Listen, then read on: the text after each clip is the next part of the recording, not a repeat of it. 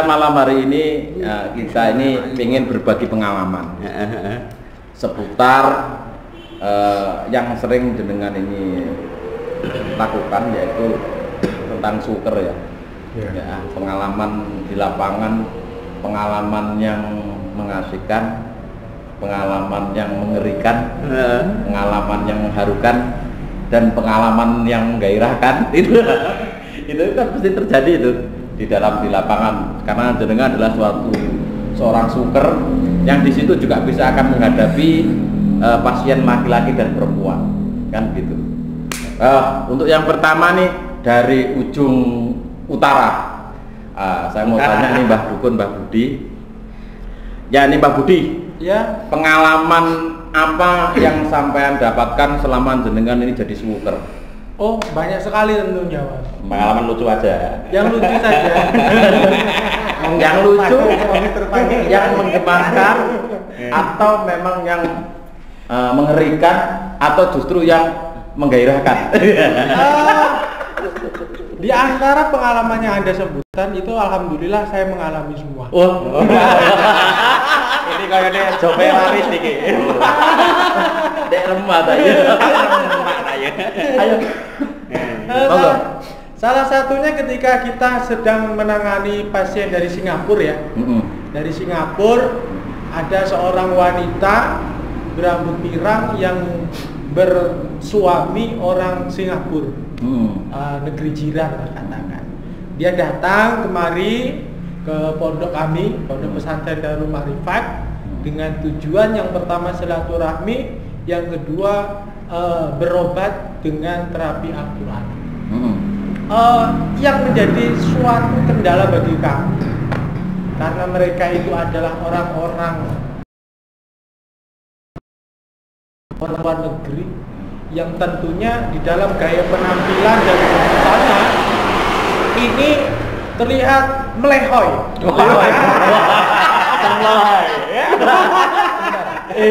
Melehoy. Saya mau tanya ya, mahuas melehoy.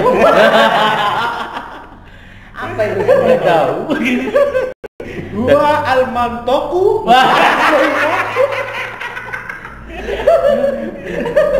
Aduh. Ya, jadi kembali ke topik masalah. Jadi ketika kita menangani kasus yang memang pasiennya ini notabene kurang paham dengan syariat agama Islam, ini menjadi salah satu tantangan terbesar kami. Tantangan terbesar kami apa? Yaitu menjaga haddun nafsi itu sendiri.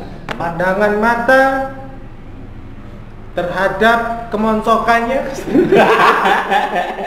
pandangan mata terhadap kesemokannya, dan pandangan mata terhadap kebesarannya. Oke.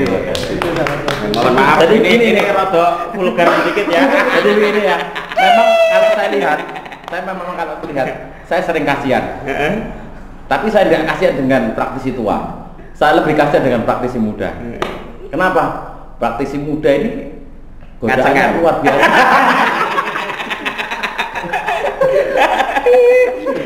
Kenapa? Kalau praktisi tua, ya mau apa boleh dikata.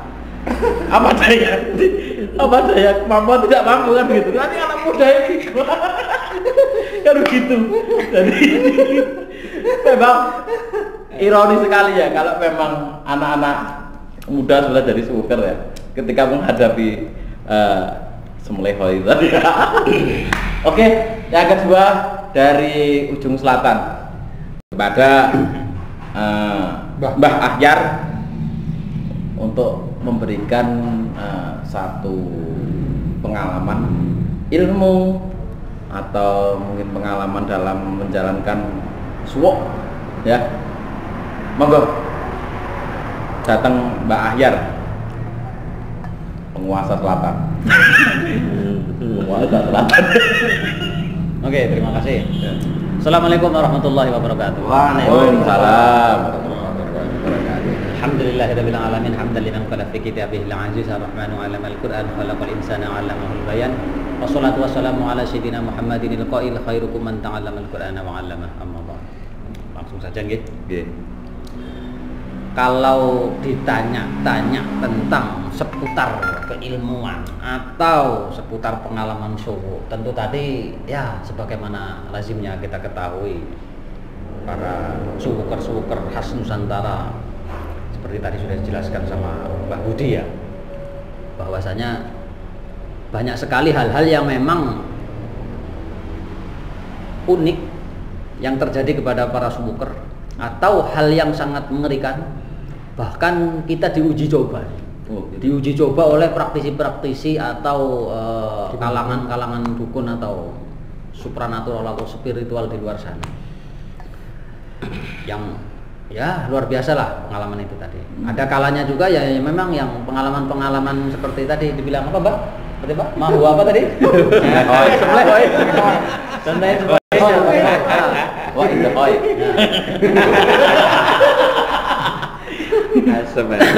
Dan ada juga yang memang lucu. Iya. Ada juga yang memang lucu.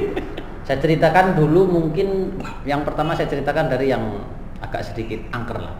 Saya akan ceritakan ya. Ada waktu nggak ini? Ada. Agak lumayan. Ada 3 hal. Oke, dikayata jangan lama-lama. Ya. Yang pertama itu terkait dengan seperti tadi tentang ranah keilmuan dan petunjuk atau apa. Saya pernah nanganin satu pasien. Pasien itu dia itu kena indikasi sihir. Kalau kita lihat sepertinya indikasinya lebih kepada arah sihir makul dan sihir tahtiyat, atau sihir yang dengan melalui media makanan atau minuman, atau sihir masrub, dan sihir tahtiyat yang melewati dengan melalui media dilangkahi. Biasanya tanah kuburan dan lain sebagainya, beras kuning dan ya macam-macam. Air-air yang sudah dicampi-campi dengan tujuan tertentu yang tidak bagus. Itu pernah orangnya itu tadi sampai kakinya itu membusuk habis.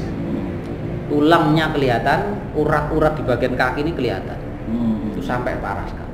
Nah, ketika itu karena sangat mengerikannya kasus itu pangapunten sudah ditangani oleh beberapa orang pintar begitu ya, yang memang mengarah ke indikasi sihir semua. Terus kemudian ketika saya nangani itu tadi, saya sebetulnya tidak tahu, Mbak. Saya tidak tahu itu, tidak tahu bahwa ini ada apa-apanya di dalam ini tadi. Bahkan pernah ditangani dengan menggunakan media BK, batara karang atau cengkak. Terus kemudian setelah saya tangani, saya waktu itu bingung, ini harus dengan cara bagaimana? Karena indikasinya juga lumayan banyak. Nah, sekedar sharing dan pengalaman saya sampaikan karena saya merasakan ada feeling di situ sepertinya hoib gitu kan. Kita belum nerawang-nerawang, belum apa. Kemudian dengan wasilah doa-doa yang dari khas ulama-ulama kita, ulama Nusantara, saya bacakan yang pertama itu sholawat tibil qulub. Yang redaksinya seperti ini. Allahumma sholli ala sayyidina Muhammadin tibil qulubi wa dawaiha wa afayatil abdani wa shifaiha wa nuril absari wa diyaiha wa qutil arwahi wal ajzadi wa diyaiha wa ala alihi washabihi wa barik wasallim. Kemudian saya bacakan Fatihah 7 kali. Saya bacakan ayat kursi 7 kali. Saya bacakan Al-Falaq, An-Nas dan Al-Ikhlas, Al-Falaq dan An-Nas masing-masing 7 kali. Setelah itu saya tambahkan baca A'udzu bikalimatillahi tammati min syarri ma khalaq 3 kali. Terus kemudian saya bacakan A'udzu bikalimatillahi Bismillahirrahmanirrahim la yadurru ma'a ismihi syai'un fil ardi wa la fis sama'i wa huwa samii'un 'alim. Sebanyak 3 kali. Terus kemudian saya baca doa-doa tertentu yang lain yang tidak bisa disebutkan karena terkait dengan keilmuan khusus.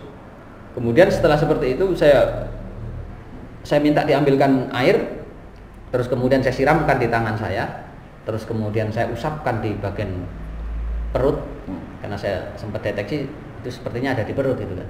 Terus kemudian alhamdulillah Allah berkehendak menunjukkan kuasanya dan menunjukkan bahwa sihir itu memang benar-benar ada. Dan kemudian saya arahkan di perut, tadinya saya tempelkan, saya usapkan perut, kemudian saya angkat tangannya dengan tidak menempel gitu kan, sekitar setengah jengkal. Ketika saya raba seperti ini seret, tadinya anaknya orang pasien itu tadi itu masih bisa bercanda dengan dia, dengan ponakan keluarga dan disaksikan oleh seluruh keluarga. Kemudian saya tarik begini, kemudian tiba-tiba orang itu menjerit sekuat-kuatnya, Allahu Akbar, merasakan sakit yang luar biasa, dan dia tiba-tiba mengatakan, Astagfirullahaladzim, enek balok telu nang wetengku, dia seperti itu. Terus kemudian setelah seperti itu, Saya justru malah nggak kerasa Pak. Saya nggak kerasa waktu itu kan. Cuman tajribnya itu luar biasa, bukan pasien sendiri dan disaksikan. Kemudian saya tarik seperti ini. Bismillahirrahmanirrahim. Saya tarik seperti ini, terus kemudian ketika saya narik seperti ini, dia merasakan seperti ada vibrasi yang luar biasa yang memang terlihat juga dari aura atau dari fisik gitu. Kemudian dia menjerit gini seperti itu, seperti orang sekarat seperti itu. Kemudian dia melihat minta ditunjukkan apa itu tadi yang kena, yang ditarik gitu kan. Karena ketika nariknya dia kerasa dan itu juga rasanya berkurang di dalam tubuh sampai 3 kali. Itu gak gantel gitu. Ya. Tidak alhamdulillah. Setelah ditarik. Ya. Setelah 3 kali kemudian 2 kali yang seperti itu juga. Kemudian yang 3 kalinya karena posisinya itu tadi posisinya memang sangat kondisi fisik, terus kemudian disuruh disudahi gitu kan. Nah, itu pengalaman seperti itu. Alhamdulillah seperti itu. Nah, saya tambahkan sedikit karena apa?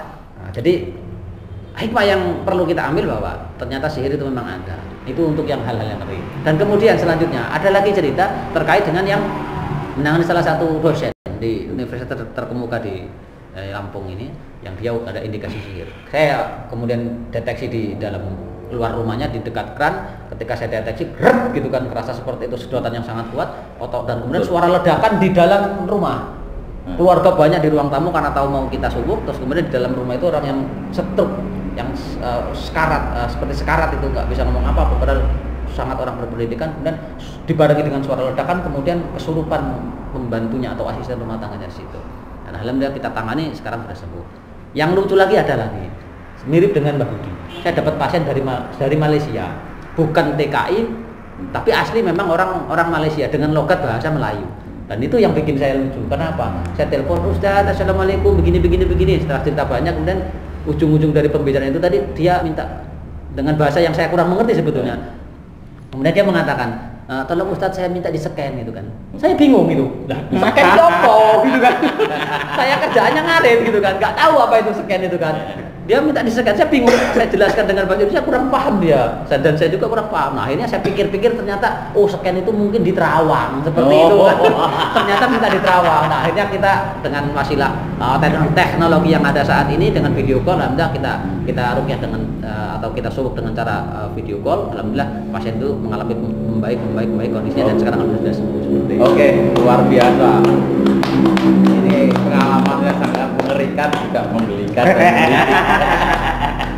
Jadi saya juga pernah merasakan ketika saya meruqyah itu, tahu-tahu tangan saya ngeder itu. Tangan saya ngeder sendiri. Saya pernah itu. Kenapa?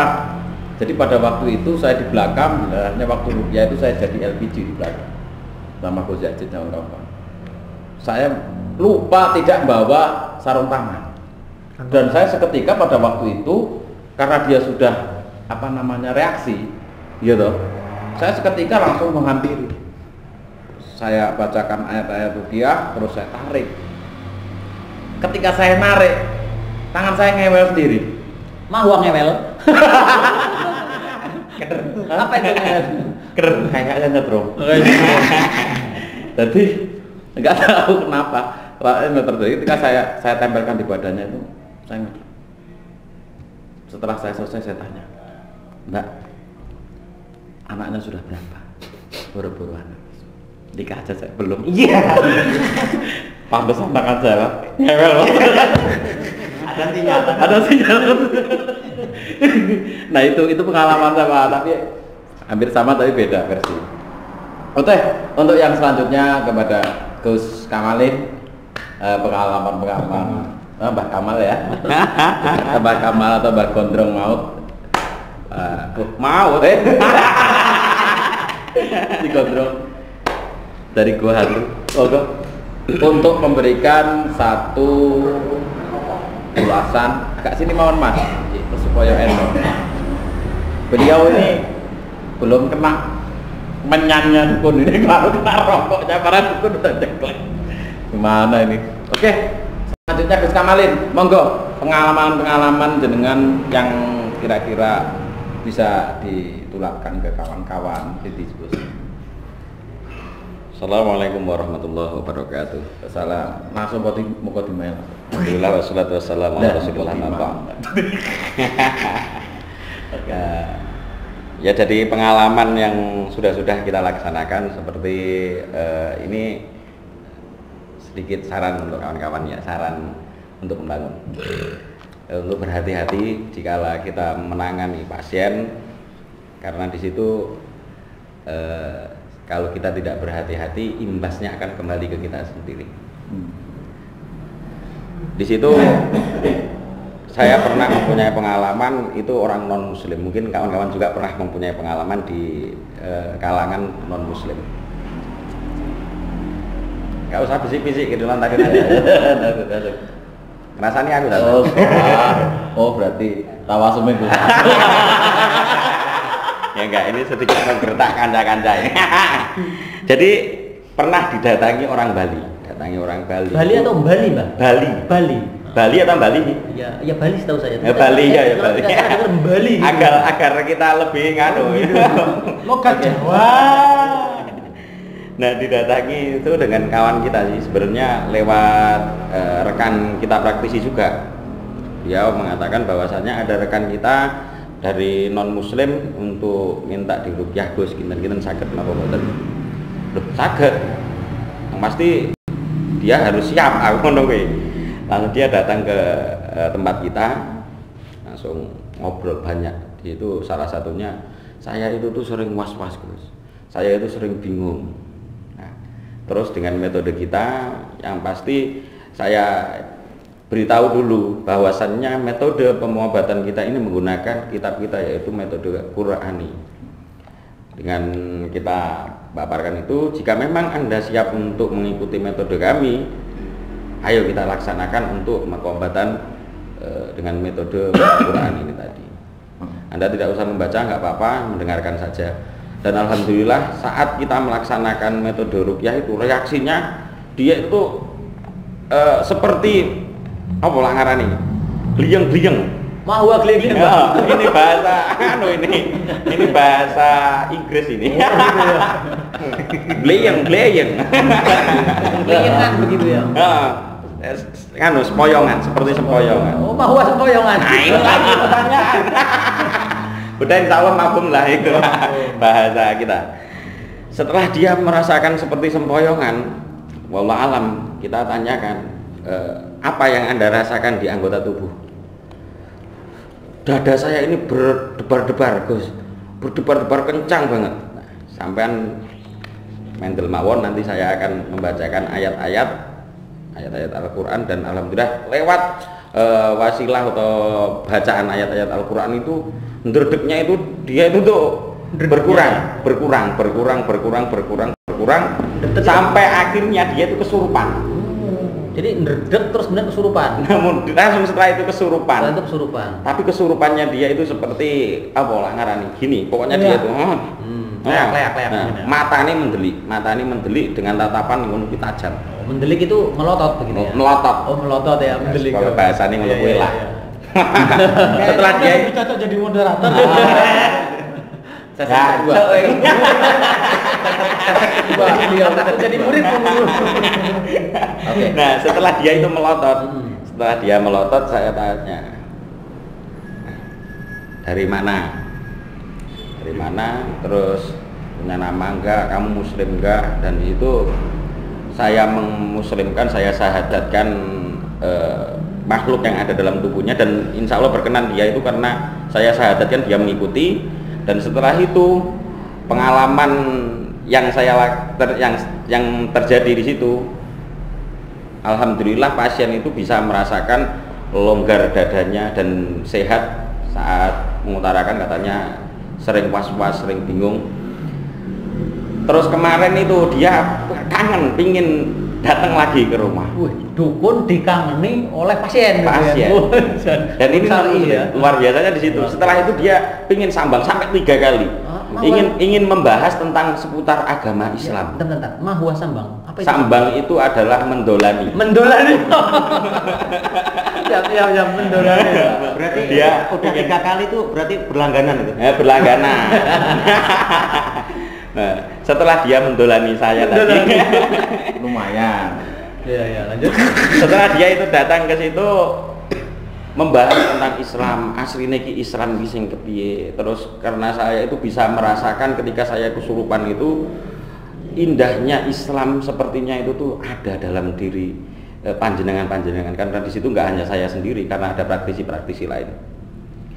Dan kemarin itu dia pingin sih sebenarnya mengutarakan, tapi itu lewat rekan kita yang praktisi satunya, pingin nenggon Islam. Sempat lewat telepon dia mengutarakan, Gus, aku pingin cara bahasanya nenggon iki aku lebih dalam mengetahui Islam, andene memang ikuti Islam sing agama sing bener-bener nggone Gusti Allah, tolong bimbing kula. Nah itu alhamdulillah kemarin itu kita sahadatkan dan sekarang mudah-mudahan kita bisa membimbing, karena itu sudah jadi tanggung jawab kita ya, kita bimbing. Itu salah satu pengalaman kita lewat dakwah, karena dakwah kita ini ada dua ranah, di ranah ngono kuwi ketero karo bangsa sing ora ketero. Ya itulah salah satu pengalaman. Oke, terima kasih, pengalaman yang luar biasa. Pengalaman yang luar biasa. Tambahan kepada Mbah Abu sedikit banyak pengalaman. Terima kasih waktunya. Jadi pengalamannya mungkin ya sangat sedikit, karena juga saya untuk menjadi ataupun mendalami praktisi ini juga belum lama. Jadi jujur saja sebetulnya saya itu orangnya itu penakut. Kebetulan di kampung juga kita dari 2011 kita sudah menjadi pembantu penghulu, ditawarkan menjadi, dulu kan PDKN ya, pembantu penghulu itu. Saya kira pembantu. Ya, penyuluh sekarang penyuluh. Oh, penyuluh. Penyuluh. Bukan mengawinkan orang. Iya, tukang mengerapikan orang. Tapi bukan mengawini ya. Tukang enak nopo. Di situ ada beberapa warga suruh maju untuk menggantikan penghulu yang lama. Bukan bapak tapi ya. Saya mau, cuman namanya kalau di desa biasanya cenderung ke mudin ya, cenderung ke mudin. Nah, bahasa mudin itu dia mengatasi dua masalah kalau di desa. Satu ada kematian, dua ada pernikahan. Saya mau jadi penggantinya pembantu penghulu, cuman urusan pernikahan. Cuman kalau untuk masalah kematian saya nggak berani. Jadi saya serahkan kepada Pak Mudin yang lebih sepuh. Cari enaknya lah. Ya, cari enaknya. Jadi cari yang senang-senang saja. Nah, panjang cerita, saya terus ada teman-teman belajar praktisi, saya jadi tertarik. Yang sebetulnya berlawanan dengan saya yang agak penakut ya. Jadi hari pertama kita belajar praktisi, terus pulang praktek untuk mendeteksi aura-aura Negatif. kasih. Aura kasih. Aura negatif. Jadi di situ saya jam 10 malam itu ya kayak orang berani betul. Ambil wudhu sesuai dengan anjuran dokter, terus digosok-gosok. Dokter Rukyah ini. Dokter Rukyah. Ya. Karena mungkin dokter-dokter kita dengan dokter yang lain apa alam. Di situ setelah kita ini coba di belakang rumah itu coba kita habis wudhu, kita baca ayatnya yang sudah disampaikan oleh guru. Nah, di situ ada aura itu sangat besar sekali. Gedene sak Gus Kamalin. Oh, besar. Jadi auranya itu pokoknya kok maksud Perasaan sampai rambutnya gondrong apa ora? Nah, seketika itu saya kok jadi lari. Masuk rumah, langsung pintu saya tutup kembali. Jadi kata istri saya, ada apa Pak? Pokoknya ada barang besar sekali. Terus saya tengok dari hordeng atau jendela itu sebetulnya nggak ada apa-apa. Cuman ya saya takut. Jadi itu ceritanya. Jadi nanti ini yang belajar kendel ini bagus. Karena apa? Mencoba itu adalah satu pengalaman yang luar biasa. Ya toh, mencoba dengan niat yang baik, insya Allah tujuan sampean juga akan mendapatkan. Amin. Jadi ini salah satu obrolan ya, mungkin bisa jadikan obrolan yang Nggak salah satu Gus, karena kita berani iya, ini. salah satu. salah 5 ya. Benar dari salah 5. Salah 5 dan salah semua. Ya kalau memang obrolan ini kurang bermanfaat jangan diambil. Tapi kalau obrolan ini bermanfaat silahkan Like, subscribe. Jangan lupa ya, kita tunggu video kita yang berikutnya. Dan komen ya, kalau memang ada kritik saran silahkan di bawah. Oke, dari kami mohon maaf yang sebesar-besarnya bila ada kekurangan, kepada Allah mohon ampun. Astagfirullahaladzim. Astagfirullah wa iyyakum. Wallahul muwaffiq ila aqwamit thoriq. Wassalamualaikum warahmatullahi wabarakatuh. Waalaikumsalam.